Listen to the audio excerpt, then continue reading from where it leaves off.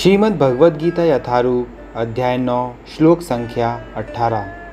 गतिर्भर्ता प्रभुः साक्षी निवासः शरणं सुहृत् प्रभवः प्रलयः स्थानं निधानं बीजमव्ययम्।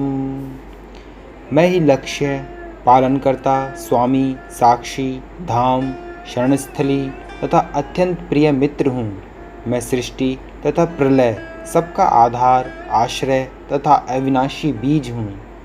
तात्पर्य: गति का अर्थ है गंतव्य या लक्ष्य, जहाँ हम जाना चाहते हैं, लेकिन चरम लक्ष्य तो कृष्ण है। यद्यपि लोग इसे जानते नहीं। जो कृष्ण को नहीं जानता वह पथभ्रष्ट हो जाता है और उसकी तथाकथित प्रगति या तो आंशिक होती है या फिर भ्रमपूर्ण। ऐसे अनेक लोग हैं जो देवताओं को ही अपना लक्ष्य मानते हैं और तदनुसार कठोर नियमों का पालन करते हुए चंद्रलोक, सूर्यलोक, इंद्रलोक, महरलोक जैसे विभिन्न लोकों को प्राप्त होते हैं।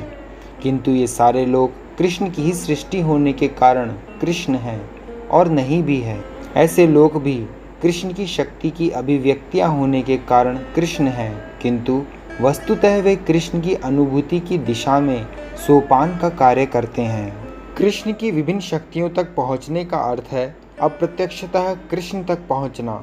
अतः मनुष्य को चाहिए कि कृष्ण तक सीधे पहुँचे, क्योंकि इससे समय तथा शक्ति की बचत होगी।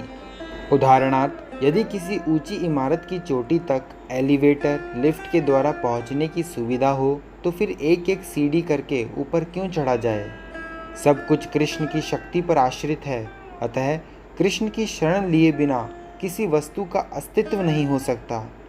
कृष्ण परम शासक हैं, क्योंकि सब कुछ उन्हीं का है और उन्हीं की शक्ति पर आश्रित है। प्रत्येक जीव के हृदय में स्थित होने के कारण कृष्ण परम साक्षी हैं। हमारा घर, देश या लोक जहाँ पर हम रह रहे हैं, सब कुछ कृष्ण का है। शरण के लिए कृष्ण परम गंतव्य हैं। अतः मनुष्य को चाहिए कि अपनी रक्षा या अपने कष्टों के विनाश के लिए कृष्ण की शरण ग्रहण करे।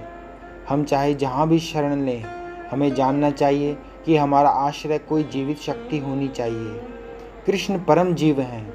क्योंकि कृष्ण हमारी उत्पत्ति के कारण या हमारे परम पिता हैं, अतः उनसे बढ़कर ना तो कोई मित्र हो सकता है, न शुभ चिंतक। कृष्ण सृष्टि के आदि उद्गम और प्रलय के पश्चात परम विश्राम स्थल हैं। अतः कृष्ण सभी कारणों के शाश्वत कारण हैं। हरे कृष्ण।